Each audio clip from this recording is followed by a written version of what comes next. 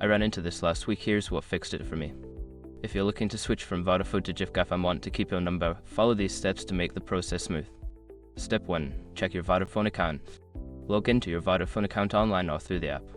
You need to ensure that your account is active and that you have access to your account details.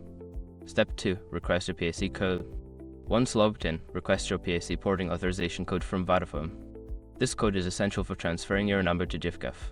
You can usually find the option in the account settings or by contacting customer service. Step 3. Sign up for Giffgaff. Go to the Giffgaff website and sign up for a new account. Choose a plan that suits your needs and order your SIM card. Make sure to enter your details accurately to avoid any delays. Step 4. Insert your Giffgaff SIM. Once your Giffgaff SIM arrives, insert it into your phone. Make sure your phone is unlocked and compatible with Giffgaff's network. Sometimes, older phones may need a software update to work properly. Step 5. Port your number. After inserting the SIM, log into your Giffgaff account and enter your PAC code. This will initiate the porting process.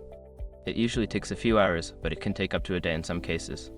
Switching your number can be a breeze if you follow these steps. Good luck with your new Giffgaff service.